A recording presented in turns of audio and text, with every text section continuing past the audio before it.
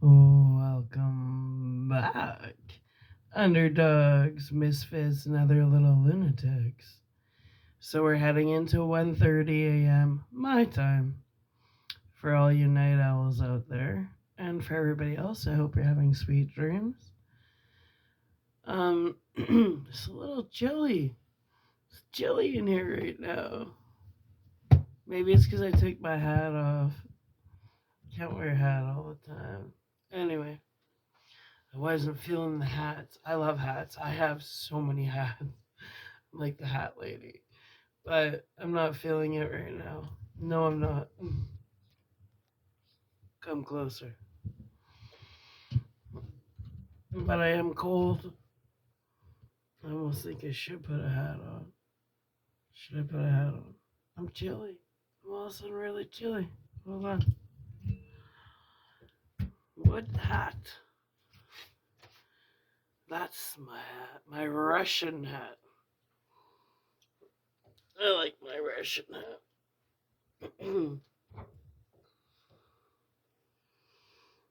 It was my Christmas present to myself this year. I like the Russian hat. Oh, and it's so warm. Instantly warm. My Russian hat.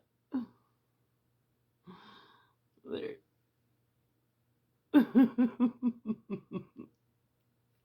I love my Russian hat. Okay. It does something for me. I don't know what it is. Okay. Let's get into it. Here we go. Let's move that over. All right. Oh, and Charlie's back with us. Good old Charlie. Okay. You ready? I'm ready. The Three Little Men in the Wood. Ooh. Come closer. You need to see Charlie. There. Let him shine for you.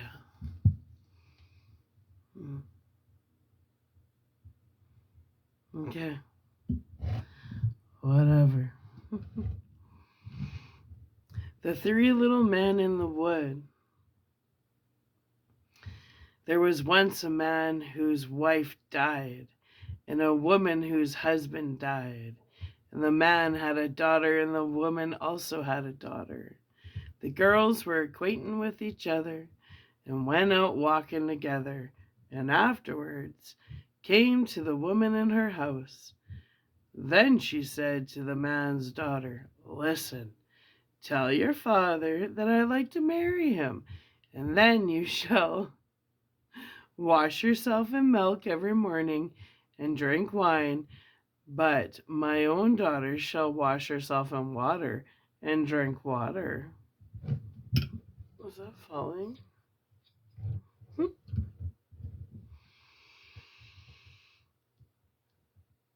The girl went home and told her father what the woman had said. The man said, "What shall I do? Marriage is a joy and also a torment." At length, as he could come to no decision, he pulled off his boot and said, "Take this boot. It has a hole in the sole of it. Go with it up to the loft, hang it on the big nail, and then pour water into it. If it holds the water, then I will again take a wife, but if it run through it, I will not." Well, the girl did as she was bid, but the water drew the hole together and the boot became full to the top. She informed her father how it had turned out.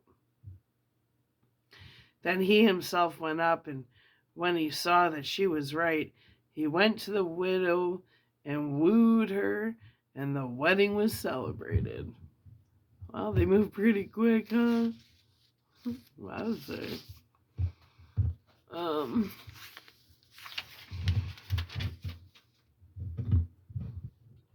the next morning, when the two girls got up, There stood before the man's daughter milk for her to wash in and wine for her to drink. But before the woman's daughter stood,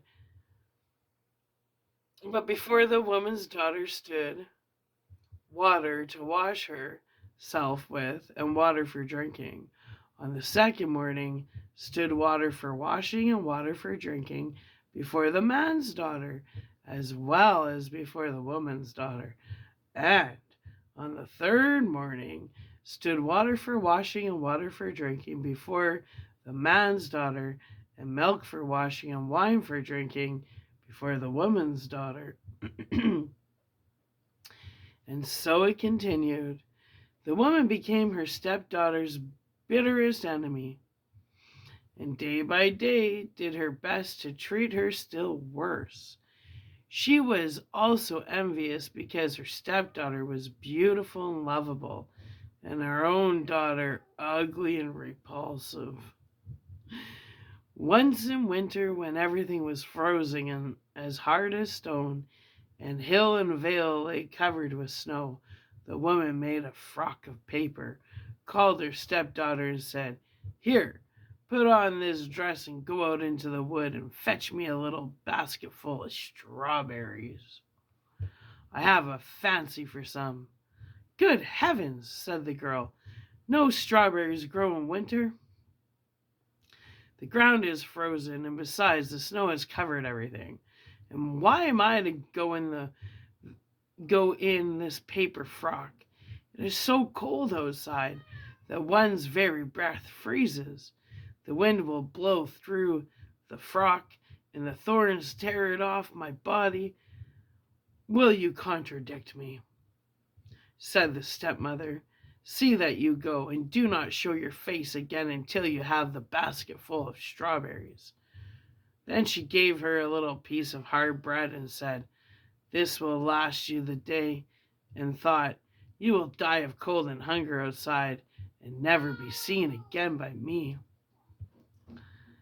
There goes Daniels, it's the middle of the night.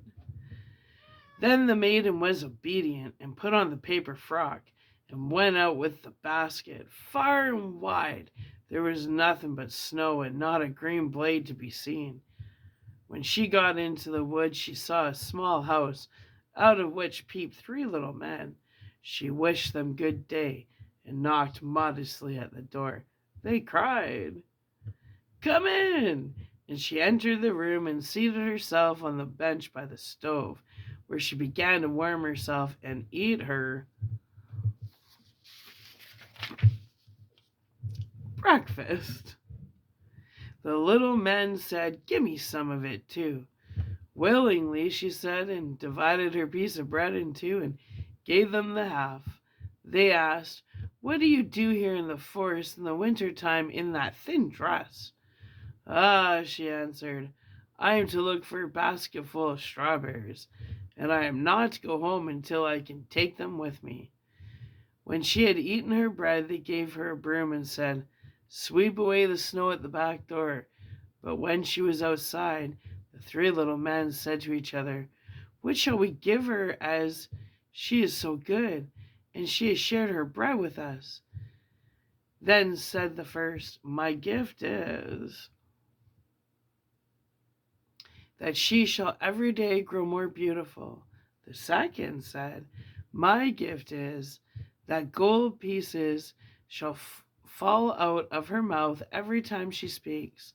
The third said, "My girl is that a king shall come and take her for his wife."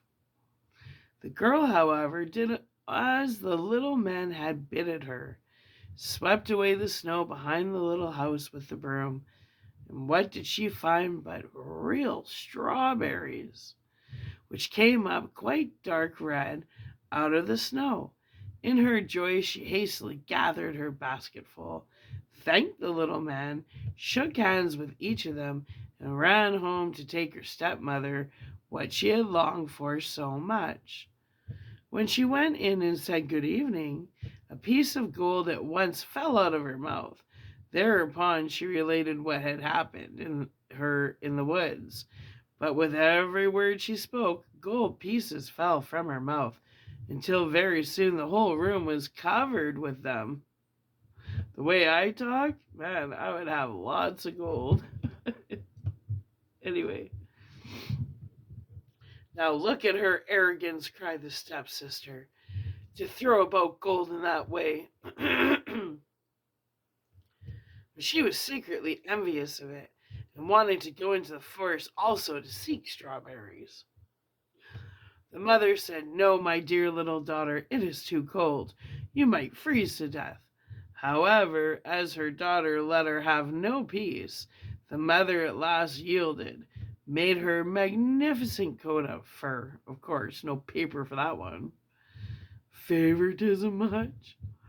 Anyway, which she was obliged to put on, and gave her bread and butter and cake for her journey. So the other chick gets a paper dress and a piece of hard stale bread, and her daughter gets a homemade fur coat and bread and butter and cake for her journey. What a bitch. Anyway, the girl went into the forest and straight up to the little house. The three little men peeped out again, but she did not greet them, and without looking around at them and without speaking to them, she went awkwardly into the room, seated herself by the stove, and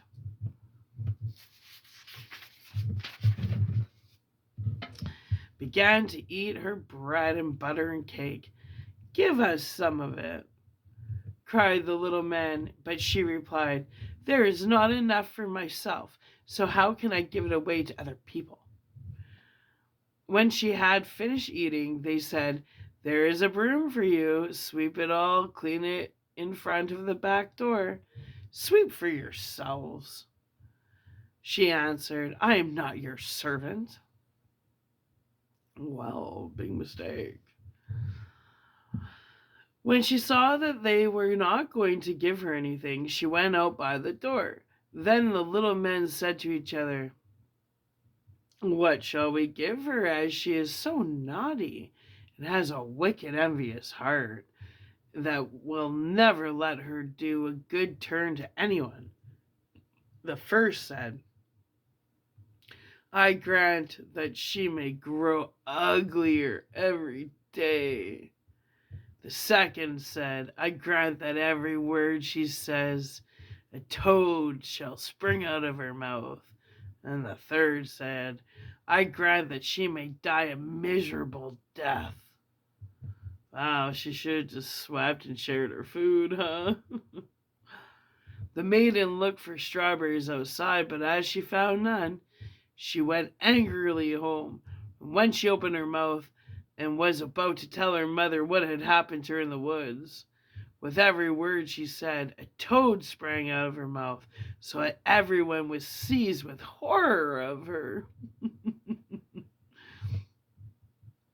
Then the stepmother was still more enraged, and thought of nothing but how to do every possible injury to the man's daughter, whose beauty, however, grew daily greater.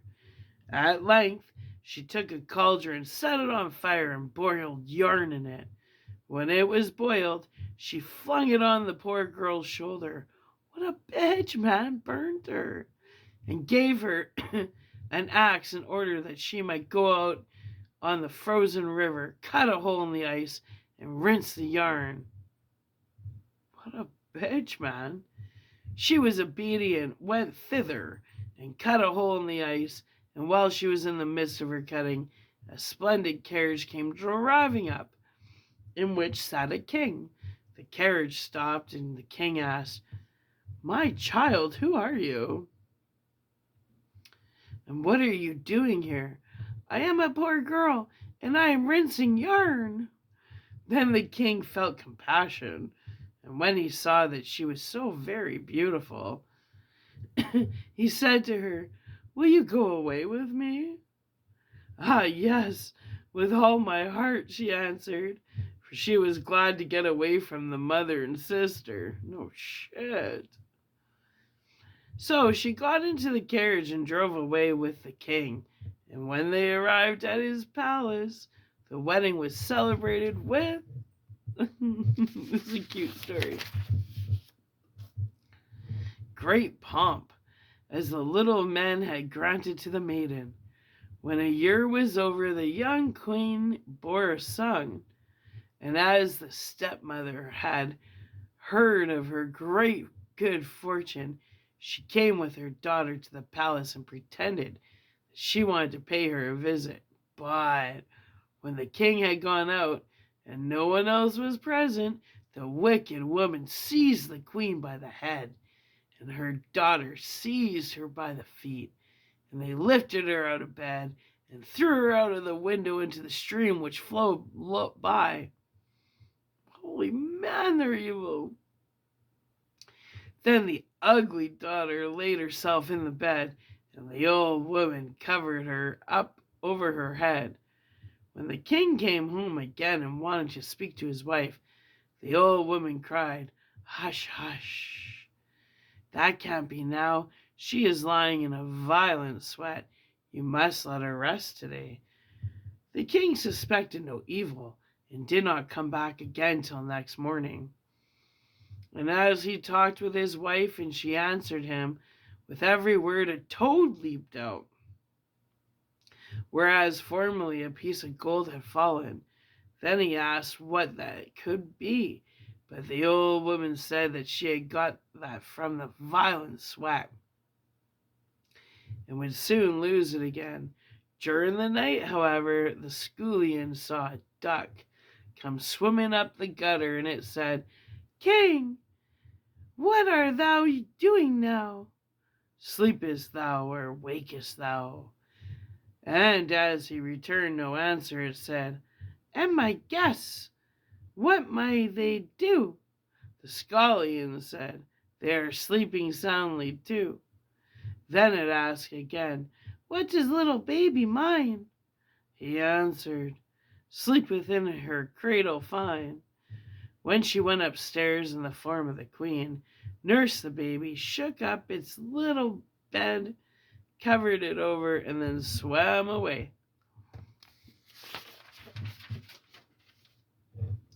Again down the gutter in the shape of a duck, she came thus for 2 nights.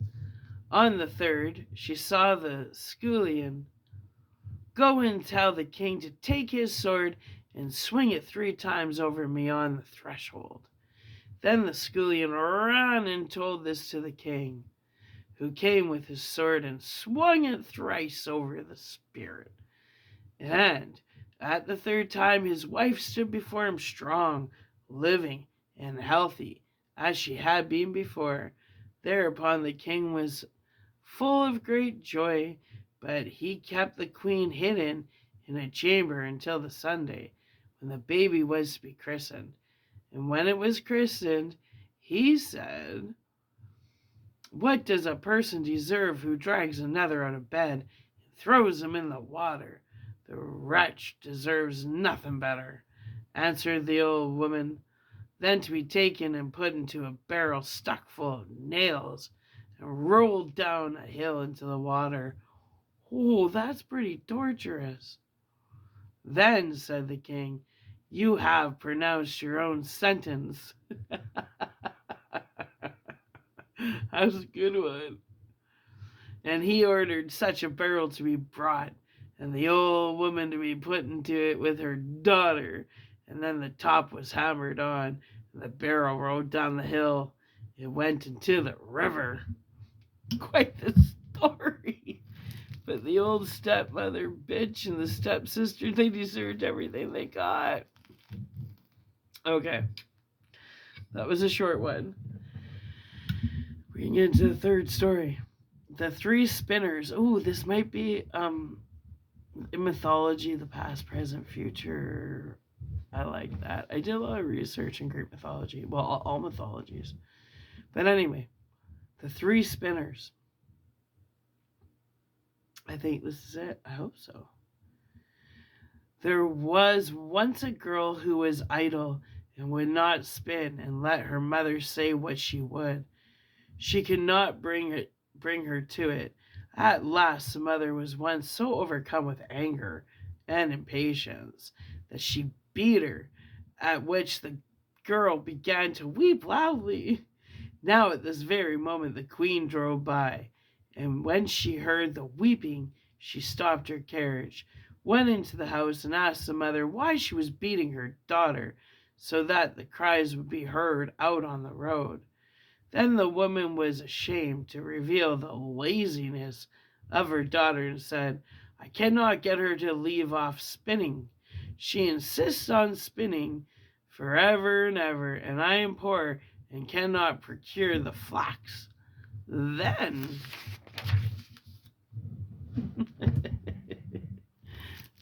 stop falling down.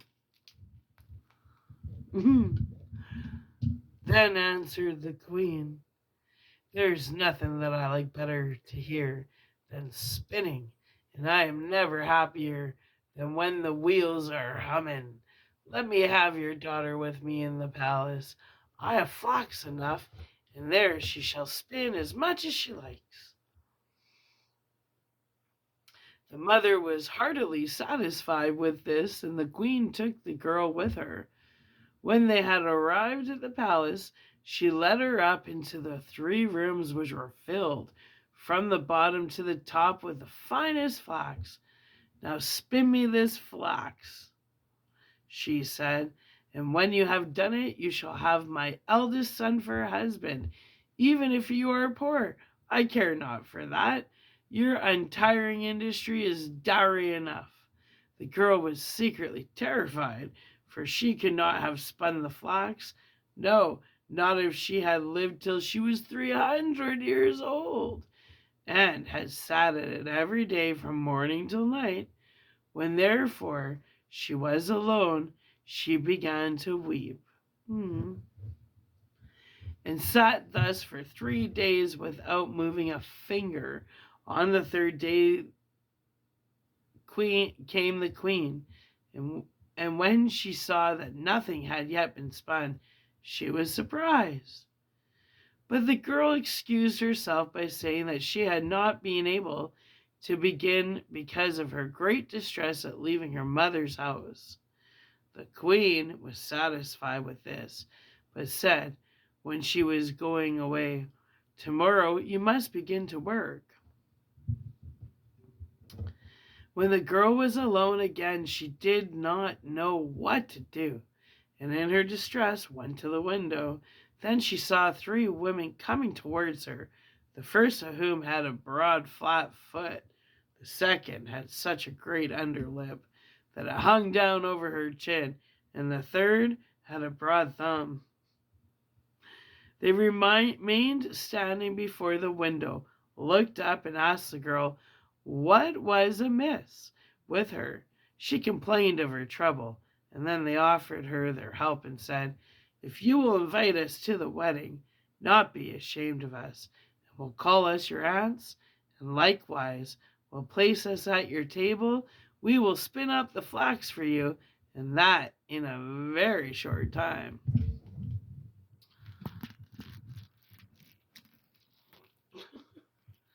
Stay. Okay.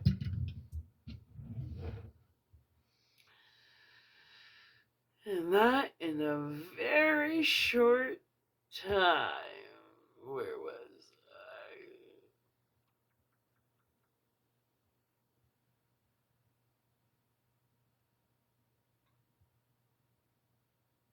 Hold on.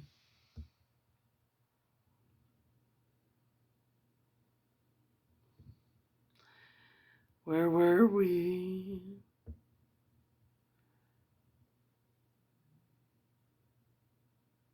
Very short time. "With all my heart," she replied. "Do but come in and begin the work at once." Then she led in the 3 strange women and cleared a place in the first room, where they seated themselves and began their spinning. The one drew the thread and trod the wheel, the other wetted the thread, the third twisted it and struck the table.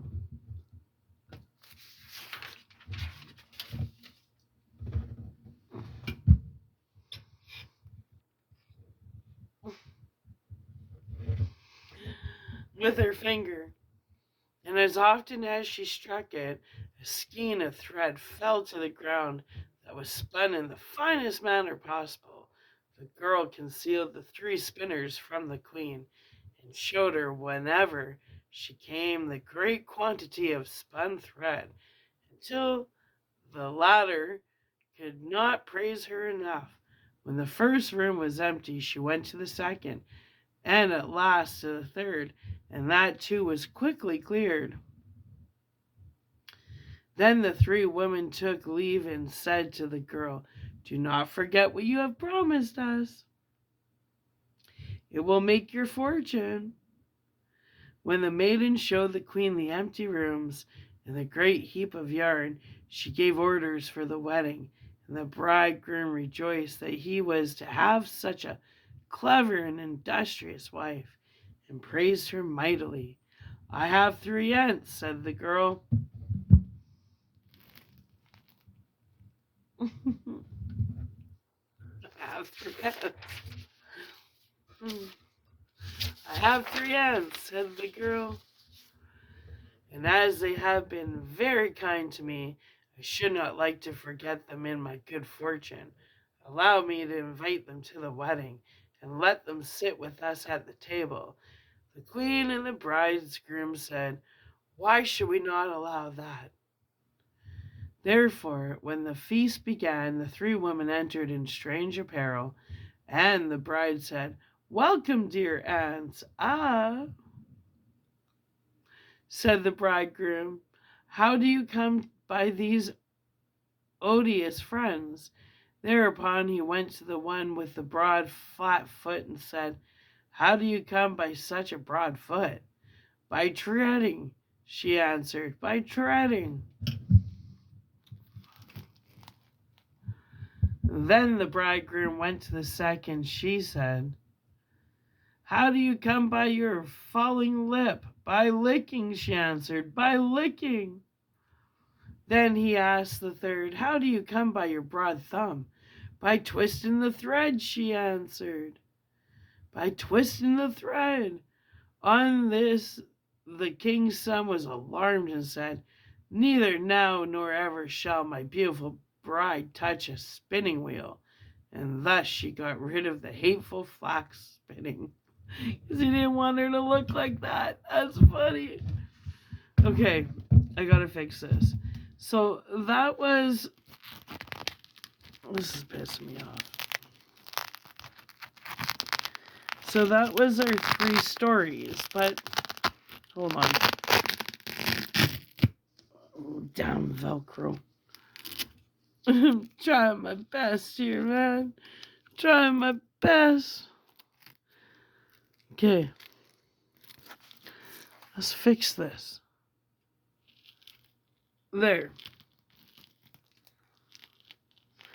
I don't know what to do about this. I gotta rig it up better.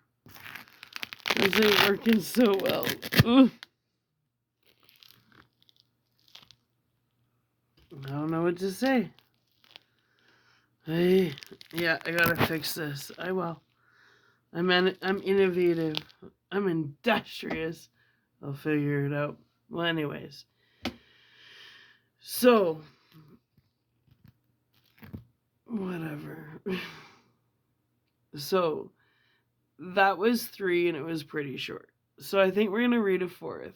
Because I'm enjoying this. I'm not ready to shut her down yet. Because this will be the last video of this early morning read. Well, anyways, let's get into it. Hansel and Gretel. Hard by a great forest dwelt a poor woodcutter with his wife and his 2 children. The boy was called Hansel and the girl Gretel. He had little to bite and to break, and once, when great dearth fell on the land, he could no longer procure even daily bread. Now when he thought over this by night in his bed, and tossed about it in his anxiety, he groaned and said to his wife, "What is to become of us? How are we to feed our poor children? when we no longer have anything even for ourselves? I'll tell you what, husband, answered the woman. Early tomorrow morning we will take the children out into the forest to where it is the thickest. There we will light a fire for them and give each of them one more piece of bread, and then we will go to our work and leave them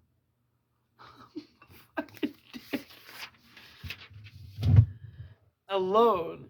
They will not find the way home again. That's horrible. And we shall be rid of them.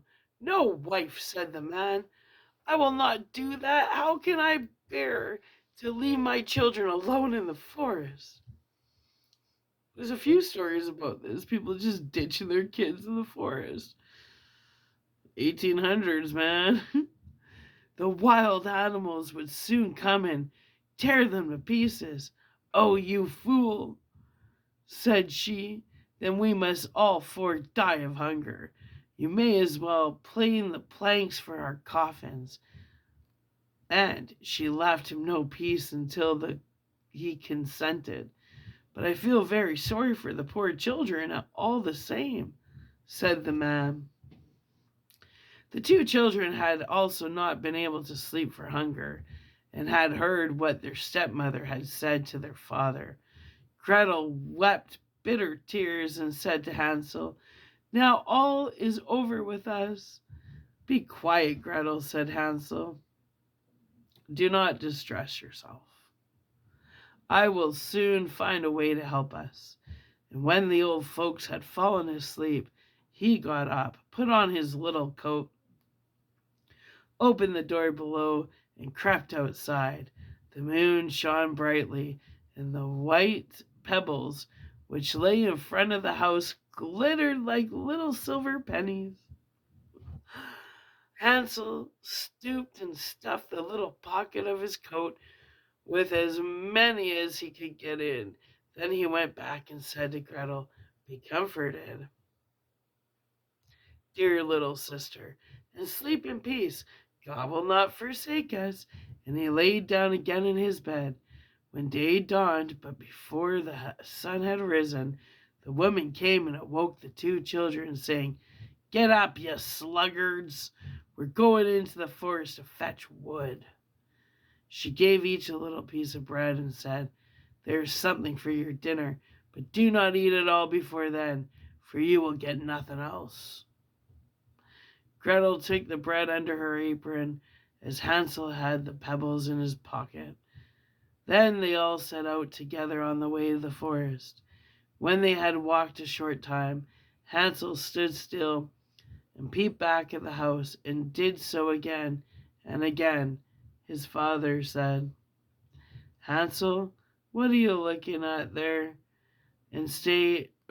What are you looking at there and staying behind for? Pay attention and do not forget how to use your legs. Ah, father, said Hansel, I am looking at my little white cat, which is sitting on the roof and wants to say goodbye to me.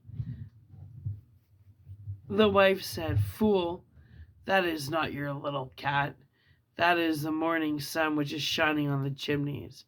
Hansel, however, had not been looking back at the cat, but had been constantly throwing one of the white pebble stones. Oh, stop. Stop it. Anyway, had been throwing one of the white pebble stones out of his pocket on the road. When they had reached the middle of the forest, the father said, now, children, pile up some wood, and I will light a fire that you may not be cold. Hansel and Gretel gathered brushwood together, as high as a little hill. The brushwood was lightened, and when the flames were burning very high, the woman said, now, children, lay yourselves down on the fire and rest. Fucking nutcase. We will go into the forest and cut some wood. When we have done, we will come back and fetch you away. I should in that case. Hansel and Gretel sat by the fire, and when noon came, each ate a little piece of bread. And as they heard the strokes of the wood axe, they believed the phone was gonna fall. Oh, I gotta fix this. I gotta fix this by tomorrow. And they believed. Where were we?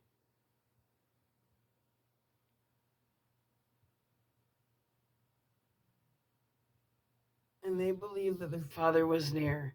It was not the axe, however, but a branch which had fastened to a withered tree, which the wind was blowing backwards and forwards. And as they had been sitting such a long time, their eyes closed with fatigue, and they fell fast asleep. When at last they awoke, it was already dark night. Gretel began to cry and said, "How are we to get out of the forest now?" But Hansel comforted her and said, "Just wait a little until the moon has risen, and then we'll soon find the way." And when the full moon had risen, Hansel took his little sister by the hand and followed the pebbles, which shone like newly coined silver pieces, and showed them the way. That's smart. That was smart. It's driving me nuts. They walked the whole night long, and by break of day came once more to their father's house.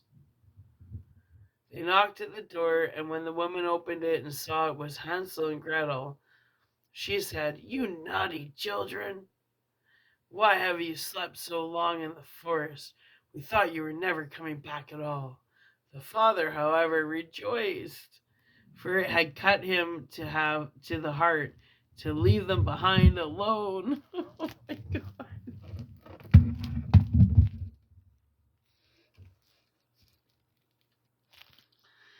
This is driving me nuts. Not long afterwards, there were once Not long afterwards, there was once more great dearth throughout the land, and the children heard their mother saying at night to their father, "Everything is eaten again. We have half loaf left, and that is the end. The children must go. We will take them further into the woods, so that they will not find their way out again. There is no other means of saving ourselves." The man's heart was heavy. This chick needs to go, or she needs to go into the woods by herself. She probably eats enough for the whole family. Anyways, this man's heart was heavy, and he thought, "It would be better for you to share the last mouthful with your children, right? No shit." The woman, however, would listen to nothing that he had to say, but scolded and reproached him. "You who says A must say B likewise." And as he had yielded the first time, he had to do so a second time asleep, or also.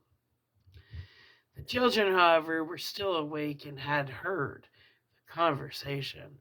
When the old folks were asleep, Hansel again got up and wanted to go out and pick up pebbles, as he had done before.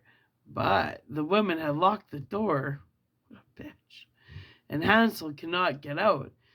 Nevertheless, he comforted his little sister and said, "Do not cry, Gretel. Go to sleep quietly. The good God will help us.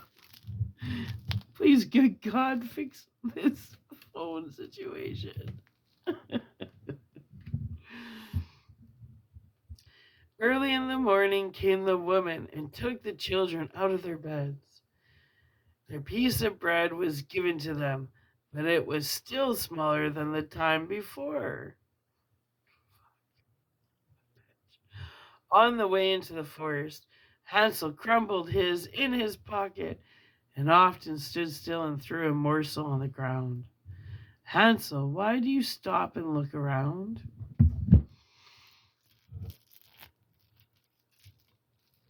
I should hold it.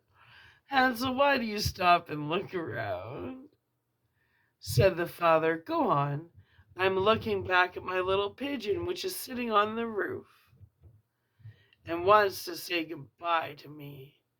Answered Hansel. Fool, said the woman. That is not your little pigeon.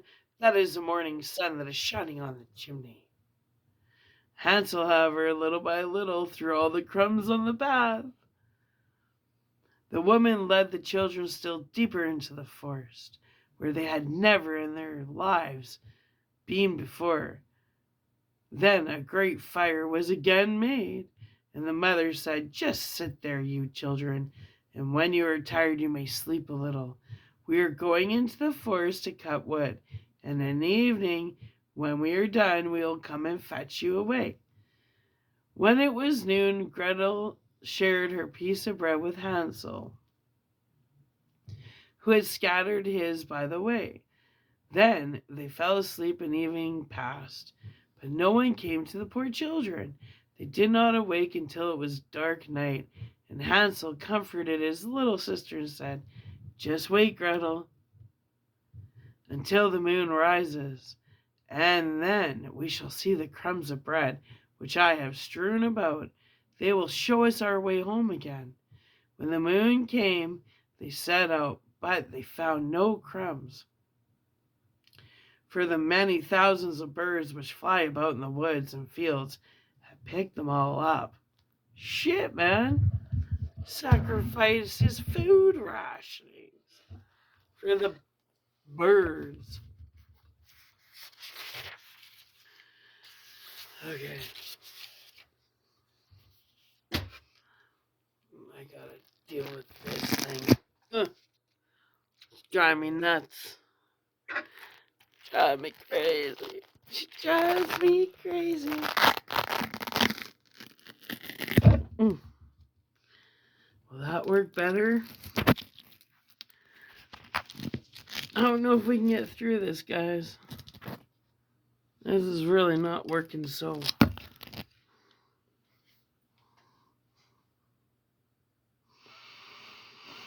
Do I really got to resort to holding this and reading? Well, I'm not stopping. Oh, I want to.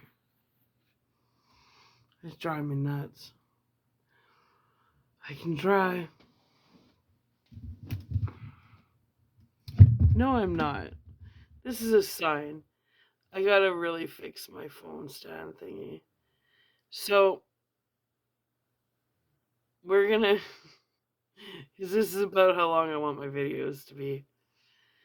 So we're gonna come back in about 15 hours and start by rereading Hansel and Gretel.